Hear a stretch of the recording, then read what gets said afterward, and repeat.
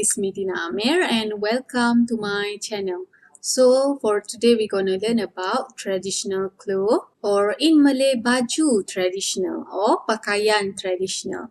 But before I begin, for this video I'm just gonna use informal pronunciation. For those of you who still not clear yet what is informal pronunciation, please watch my number 53 video, which is about confusing pronunciation. So last time we learned about clothes and we missed out a lot actually because it's about traditional clothes. In Malaysia, the uniqueness is until today, people still wear traditional clothes on daily basis, including formal and informal event, because our clothes is kind of like simple, and in terms of pattern and like that, you can just be flexible. For this video, baju traditional or pakaian traditional, baju not only refer to upper part as I mentioned, it's also refer to clothes in general. So that's why we actually for speaking comfortable to use the word baju compared to pakaian. But somehow baju also people can refer to the upper part only.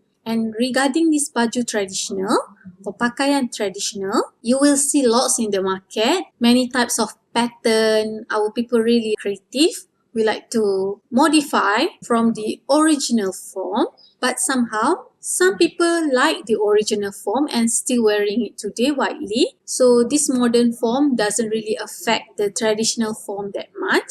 And you will be wondering too maybe why there's no tudung for this one. And for your information, in Malaysia, even it's a Muslim country, but people started to wear tudung only, the hijab, like late 80s. And more common in the 90s until now. But before, people don't really wear tudung. Even if they are like religion officer, it's not really something common to wear tudung in the old time. Even if they are like religion teacher or something like that, they wear tudung, but with hair showing off, So now like people aware is like something compulsory actually in Islam. But because this country also free country, so people won't force you to wear hijab. It all depends on you. Unless if it's like school, then you have to follow the rules. Or in case if you have like strict parents, then they also will force you. Otherwise, it is by choice. So now we move on to the common one, baju kurung. And for this one, in Malaysia, any races like to wear any other races traditional clothes. Is common to see. But common one people like to wear is baju kurung. And baju means like clothes, right? Or upper part only. Kurung means locked. So baju kurung is the name really indicate how decent and cover up it is. So that's why it's called baju kurung. So it consists of two parts. You have the skirts and it's pleated at the side. That's the original form. And then the baju part, the upper part, long sleeve. Sometimes you have pockets also at the side, but that's all depends. And normally for a neck, you have baju leher cekak musang. So baju leher cekak musang. This kind of neck is cekak musang. And some people also make baju kurung, but the leher is teluk belanga. So baju leher teluk belanga or baju leher cekak musang. But cekak musang is much preferable because it's more airy for this hot weather. And our kain kurung is pleated. That's basically about baju kurung. I hope you clear about this. I actually like to introduce to you our traditional clothes because soon is Raya, the Bairam, the Eid festival. Maybe you also like to feel it in the sense that you have the clothes because other people also wearing the clothes. So you also want to wear our traditional clothes. And then we have baju kurung kedah. So baju kurung kedah is the sleeve normally above the wrist. So it's kind of like shorter a bit than baju kurung. And then the length also of the baju shorter than baju kurung. Normally up until the thigh only. And baju kurung, the length is up to the knee. About baju kurung or baju kurung kedah, normally it's loose. But nowadays, some people also like to wear the tight baju kurung or tight baju kurung kedah. But originally, it's loose. So, baju kurung kedah, also leher cekak musang. And the kain, the skirt part is different a bit than the baju kurung. Normally, the kain, the skirt, just one pleated at the front. Just one side pleated. That's normally baju kurung kedah, very simple. And then next we have baju kebaya. As you can see, baju kebaya is like shapy. It's more like taking the shape of your body. But some people also like to wear it loose. And baju kebaya has very nice design also. And it's shorter than baju kurung kedah normally, or the same length. And then the kain also depends. Some have pleated at the back, some at the front. So it depends actually. So baju kebaya normally tight, but some people don't like to wear it tight. So they also have like just medium. And next is baju kebaya nyonya. Nyonya is we call the Chinese from Malacca, nyonya. You may read out about Baba Nyonya if you like to. So this baju kebaya nyonya also very attractive. Same concept like baju kebaya, just the pattern so attractive, and of course the prices also varies according to the sulam. We call this as sulam. Next one, we have baju kebarong. So baju kebarong is in between baju kebaya and baju kurung. So it's long and it's quite fashionable with patterns, but it's not as short or as tight as baju kebaya. But that's depend also about tightness. That depends on individual. Okay, that's about baju kebarong. Now we move on to the baju Melayu.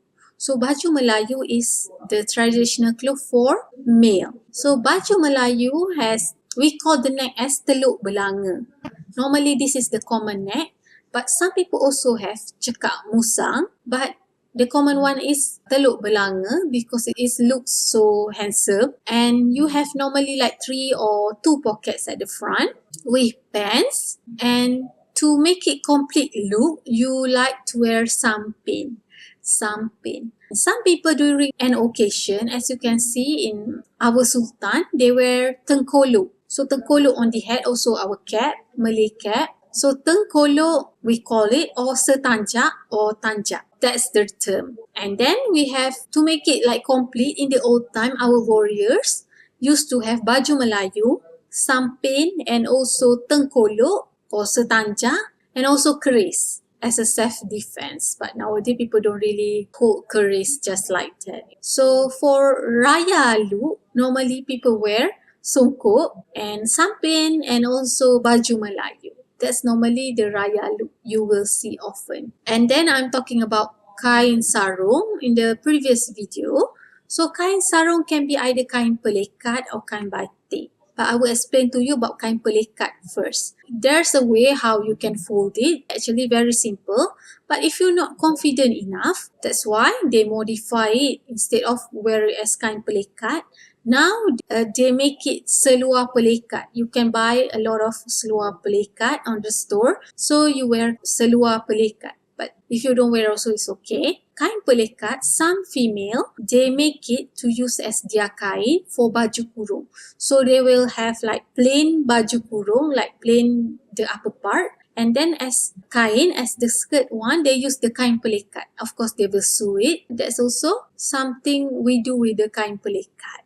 And then we have kain batik. Kain batik, same function, different how you wear it. Also without rubber or rope, you need to tie it. You really have to tie it by yourself. Women wear the kain batik. So kain pelekat and kain batik consider like very comfy in this region.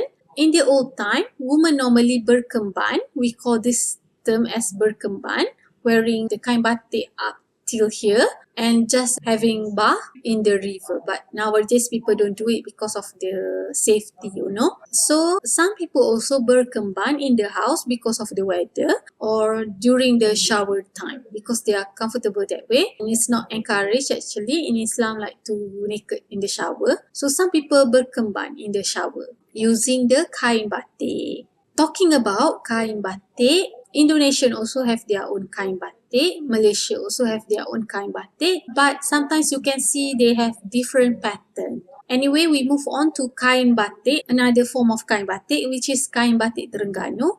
This is not the kain sarong, but this kain batik Terengganu is kain pasang. So what actually means by kain pasang? As I mentioned, how it's like common for us to wear our traditional clothes because we can just buy kain pasang anywhere. So kain pasang is not sewing yet. Kain pasang just mainly fabric for you to make clothes. So kain pasang for any baju normally 4 meters.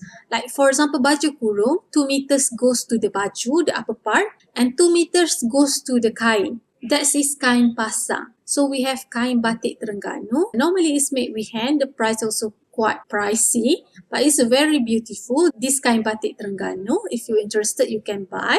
And about kain pasang, there's many kind of fabric. The same goes also to baju Melayu. And then you will ask me, right? If it's like 4 meters, what if the size is bigger?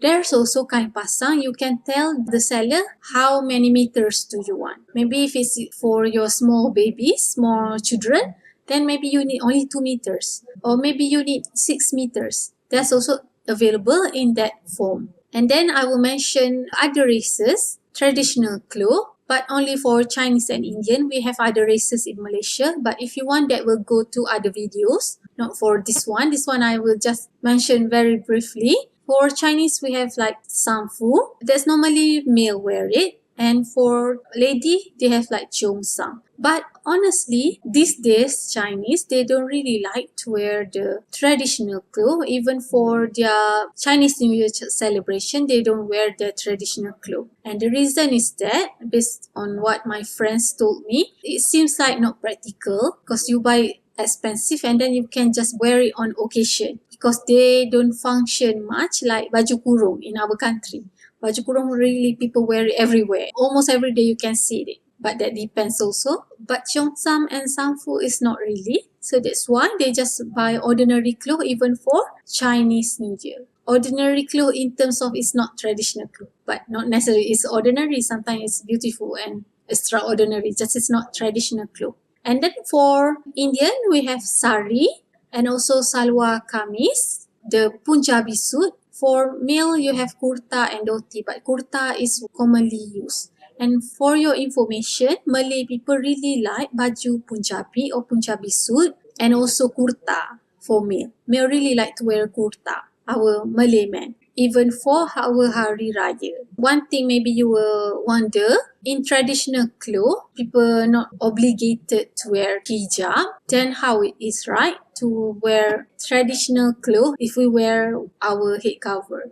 So some traditional clothes really covered. Well, some clothes which is not, we actually modify them according to the Islamic guideline. For example, some Malay women like to wear sari on event and she's a covered lady. So she will wear her hijab, but inside of her sari, she will wear long sleeve. And she will wear, of course, not showing the navel also. That's how we modify. Same goes with other clothes. If we're interested to wear, but we want to keep our head covered, then we will modify a bit so that we can wear that clothes and we also can wear our head cover. I guess that's all about our traditional clothes.